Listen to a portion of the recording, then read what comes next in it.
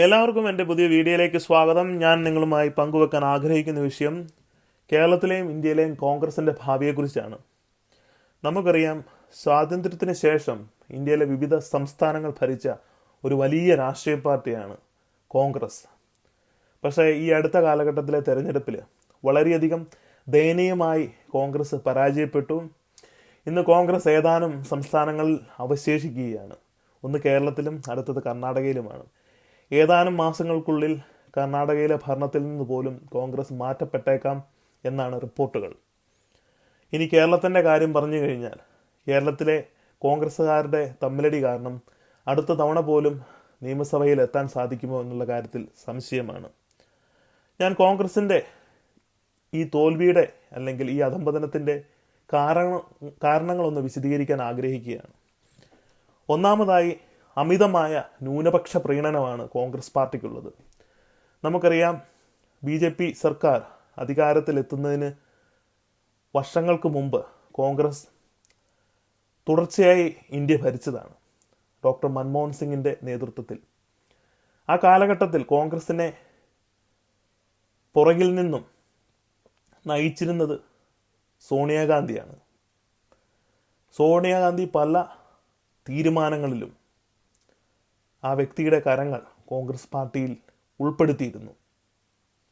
ശരിക്കും പ്രധാനമന്ത്രി പദത്തേക്കാൾ ഉപരി കോൺഗ്രസ് അധ്യക്ഷയാണ് ആ കാലഘട്ടങ്ങളിൽ ഇന്ത്യ ഭരിച്ചുകൊണ്ടിരുന്നത്. സോണിയ മമ്മി ഈ അടുത്ത കാലത്ത് തൻ്റെ മക്കൾക്ക് നല്ല ഭാവി ഉണ്ടാകണമെന്ന് കരുതി മകനെ ഉത്തരേന്ത്യയിലും മകളെ സൗത്ത് ഇന്ത്യയിലും മത്സരിപ്പിച്ചിട്ടുണ്ട്. നമുക്കറിയാം, നമ്മുടെ വയനാട്ട് സീറ്റിൽ രാഹുൽ ഗാന്ധി ആദ്യം മത്സരിച്ചു. അതിനുശേഷം പ്രിയങ്ക ഗാന്ധി ഇപ്പോൾ MP ആയിരിക്കുന്നു.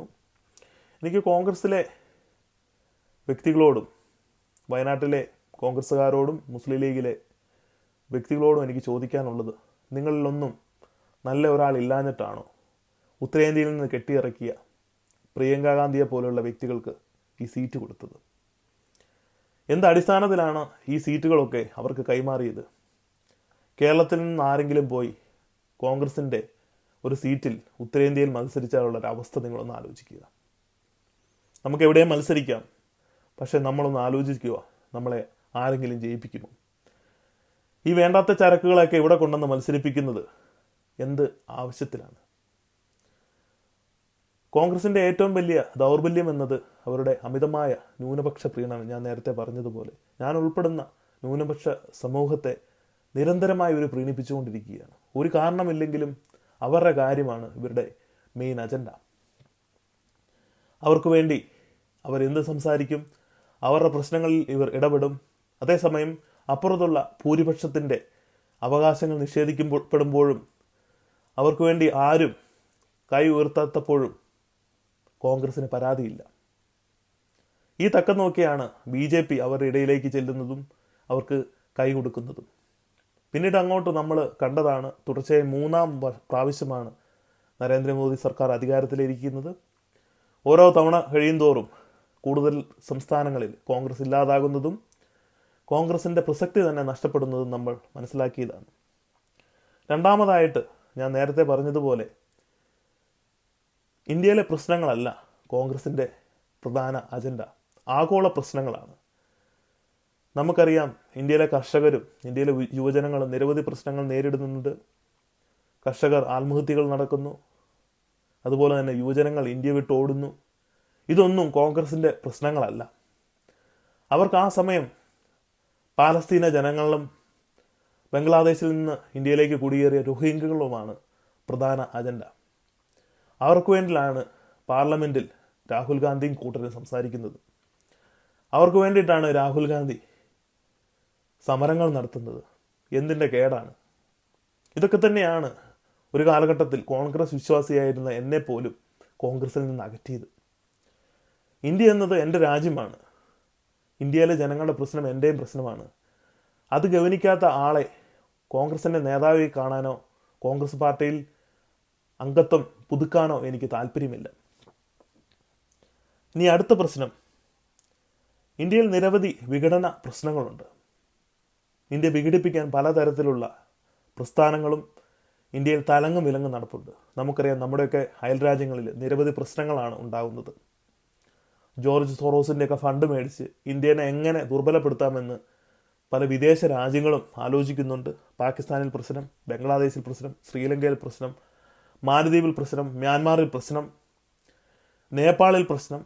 ഈ പ്രശ്നങ്ങളൊക്കെ ഉണ്ടാക്കുന്നതും ഈ പ്രശ്നങ്ങളെയൊക്കെ കൂടുതൽ ശക്തിപ്പെടുത്തുന്നതും ഇവിടുത്തെ ചില രാഷ്ട്രീയ പ്രസ്ഥാനങ്ങളാണ്. എന്നാൽ ഇതിനെതിരെ ഒന്ന് പ്രതികരിക്കാനോ ഇതിനെതിരെ വാളെടുക്കാനോ രാഹുൽ ഗാന്ധി നേതൃത്വം നൽകുന്ന കോൺഗ്രസിനോ അവരുടെ ഘടകകക്ഷികൾക്കോ സാധിക്കുന്നില്ല. തീവ്രവാദികൾ ഇന്ത്യ ആക്രമിച്ചപ്പോഴും ഇന്ത്യയിലെ സൈനികർ മരിച്ചപ്പോഴും നാവ് ഉയർത്താനോ ആ പ്രശ്നമുണ്ടാക്കിയ തീവ്രവാദികൾക്കെതിരെ ശക്തമായി പ്രതികരിക്കാനോ രാഹുൽ ഗാന്ധിക്ക് നാക്ക് പൊങ്ങിയില്ല. ഇങ്ങനെയുള്ള രാഹുൽ ഗാന്ധിയെയും കൂട്ടരെയും എങ്ങനെയാണ് ഇന്ത്യയിലെ ജനങ്ങൾ ഭരണമേൽപ്പിക്കുന്നത്? ഇനി അടുത്ത പ്രശ്നം എന്ന് പറയുന്നത് കോൺഗ്രസിൻ്റെ ദുർബലമായ സംഘടനാ സംവിധാനമാണ്. ഇപ്പോൾ കോൺഗ്രസിൻ്റെ നേതൃനിരയിൽ ഇരിക്കുന്നത് എക്സ്പേർഡായ കുറേ വ്യക്തികളാണ്. കാരണം യാതൊരു മൂല്യമോ യാതൊരു ആശയങ്ങളോ ഇല്ലാതെ എനിക്ക് അധികാരം വേണം എന്നുള്ള ഒറ്റ ചിന്തയിൽ ഇതുപോലുള്ള സ്ഥാനങ്ങളിൽ മുറുകെ പിടിക്കുകയാണ്. നമുക്കറിയാം, ശശി തരൂർ കോൺഗ്രസിൻ്റെ പ്രസിഡന്റ് സ്ഥാനത്തേക്ക് മത്സരിച്ചു. വലിയ വോട്ടോടുകൂടി അദ്ദേഹത്തെ തോൽപ്പിച്ചു. ലോകം കണ്ട ഒരു വ്യക്തി, അറിവുള്ള വ്യക്തി, നന്നായി സംസാരിക്കുന്ന വ്യക്തി. ഇതുപോലെയുള്ള വ്യക്തികളെയല്ല കോൺഗ്രസിന് ആവശ്യം.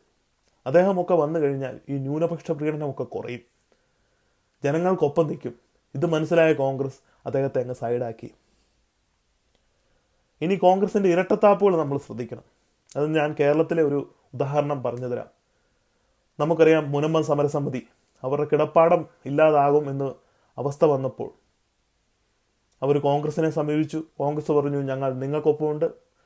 പാർലമെൻറ്റിൽ വഖഫ് ഭേദഗതി ബില്ലിനെതിരെ നിയമം കൊണ്ടുവരാൻ പോയപ്പോൾ അതിനെതിരെ ഇവർ സമരം ചെയ്തു. ഇവിടുന്ന് പോയ 19 എണ്ണം. നമുക്കറിയാം ഇവരെ ആരെയാണ് ഈ പറ്റിക്കുന്നത്. ഇനി കേരളത്തിൽ 140 MLA-മാരുണ്ട്, മുഖ്യമന്ത്രി ഉൾപ്പെടെ. അവരും അതിനെതിരെ നിന്നു. നിങ്ങൾ ആരെയാണ് പറ്റിക്കുന്നത്? നിങ്ങൾ ആരെയാണ് പേടിക്കുന്നത്? ഒരു ഉത്തരമേ ഉള്ളൂ, ന്യൂനപക്ഷ വോട്ടാണ് നിങ്ങൾക്ക് വേണ്ടത്. അതിൽ തന്നെ പ്രത്യേകമായ ഒരു ന്യൂനപക്ഷം. ഇതുമായി നിങ്ങൾ മുന്നോട്ട് പോയാൽ തീർച്ചയായിട്ടും നിങ്ങളുടെ തന്നെ അസ്ഥിവാരം തോണ്ടുന്ന അവസ്ഥയിലേക്ക് മാറും എന്നുള്ള കാര്യത്തിൽ യാതൊരു സംശയവുമില്ല. വളർന്നു വരുന്ന തലമുറയ്ക്ക് നല്ലതേതാണ് തെറ്റേതാണ് എന്ന് വ്യക്തമായി അറിയാം. ഇനി ഇതുപോലെയുള്ള ന്യൂനപക്ഷ പ്രീണനം തുടർന്നാൽ തീർച്ചയായിട്ടും നിങ്ങൾ ജനങ്ങളുടെ ഹൃദയങ്ങളിൽ നിന്ന് തന്നെ ഇല്ലാതായി പോകും. അത് കോൺഗ്രസ് പ്രത്യേകം ആലോചിക്കണം. രണ്ടാമതായി, രാഹുൽ ഗാന്ധിക്ക് എന്ത് ക്രെഡിബിലിറ്റിയാണ് കോൺഗ്രസിനെ നയിക്കാനുള്ളത്? ഞാൻ നേരത്തെ പറഞ്ഞതുപോലെ മൻമോഹൻ സിംഗ് മന്ത്രിയായിരുന്ന സമയത്ത് ഇന്ത്യയുടെ കടിഞ്ഞാൺ സോണിയ മമ്മിയുടെ കയ്യിലായിരുന്നു. സോണിയ മമ്മിയുടെ മക്കളുടെ കരങ്ങളിൽ കൂടി കോൺഗ്രസിനെ കൈപ്പിടിയിൽ ഒതുക്കാനും അതുവഴി ഇന്ത്യയുടെ ഭരണത്തിലേക്ക് എത്താനും വളരെയധികം ശ്രമിക്കുന്നുണ്ട്. നമ്മൾ ഇതിനെയൊക്കെ എതിർക്കണം.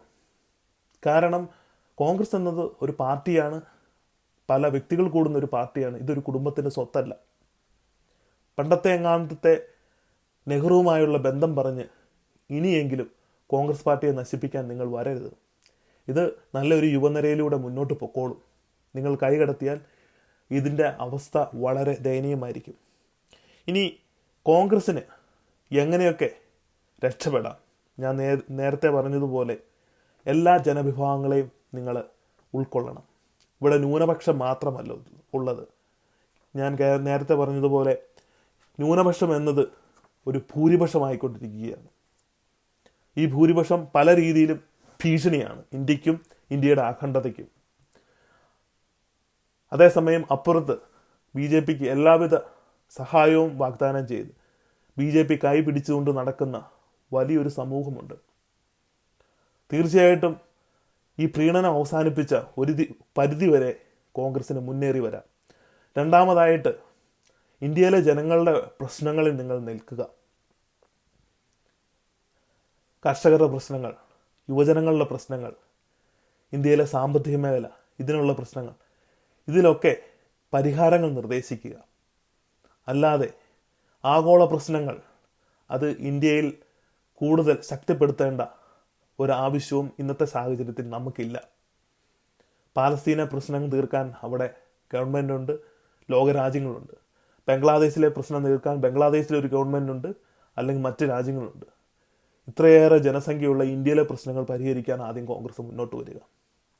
മൂന്നാമതായിട്ട് ദുർബലമായ ഘടകകക്ഷികളുമായുള്ള കൂട്ടുകെട്ട് അവസാനിപ്പിക്കുക. നമുക്കറിയാം, ഈ അടുത്ത തെരഞ്ഞെടുപ്പ് കാലത്ത് ബീഹാറിൽ കോൺഗ്രസ് കൂട്ടുകൂടിയത് കാട്ടുകള്ളനായ ലാലു പ്രസാദിനൊപ്പമാണ്. നമുക്കറിയാം, ചെറുപ്പം മുതലേ, എൻ്റെയൊക്കെ ചെറുപ്പത്തിൽ അദ്ദേഹം അഴിമതി നടത്തി കുപ്രസിദ്ധനായ ഒരു വ്യക്തിയാണ്. ഇദ്ദേഹത്തിനൊപ്പമൊക്കെ കൂട്ടുകൂടി തെരഞ്ഞെടുപ്പിനെ നേരിട്ടാൽ തീർച്ചയായിട്ടും കോൺഗ്രസ് അവരുടെ തന്നെ ഭാവി ഇല്ലാതാക്കും എന്നുള്ള കാര്യത്തിൽ യാതൊരു സംശയവുമില്ല. അടുത്തതായി സംഘടനാ സംവിധാനമാണ്.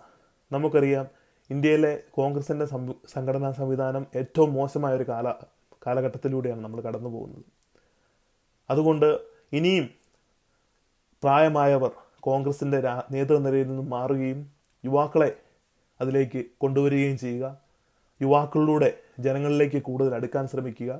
കേരളത്തിലാണെങ്കിൽ പോലും നമുക്കറിയാം, നമ്മൾ 19 MP കേരളത്തിൽ അയച്ചിട്ടുണ്ട്. അതിനകത്ത് 1-2 പേരാണ് ഫിസിക്കലി ഫിറ്റ്, അതായത് ആരോഗ്യമുള്ളവർ. അല്ലാത്ത 17 പേർക്ക് നമ്മളൊരു വടി കൊടുത്ത് വേണം വിടാൻ. കാരണം അവർക്ക് നടക്കാൻ പോലും ശേഷിയില്ല. എങ്കിലും ഇതുപോലുള്ള അധികാരങ്ങൾ എന്തോ വലിയ ക്രെഡിറ്റ് ആണെന്നുള്ള രീതിയിലാണ് വീണ്ടും വീണ്ടും ഇവർ കരസ്ഥമാക്കാൻ നോക്കുന്നത്. ഇങ്ങനെയുള്ള പഴയ കുറ്റികളെ ഒഴിവാക്കുക. നമ്മൾ പുതിയ കുറ്റികൾ വരട്ടെ. ഇതും കോൺഗ്രസ് ഒന്ന് ഗാഢമായി ചിന്തിക്കേണ്ട കാര്യമാണ്. കോൺഗ്രസിന് നല്ല ഭാവി നേർന്നുകൊണ്ട് നിർത്തുന്നു. നന്ദി, നമസ്കാരം.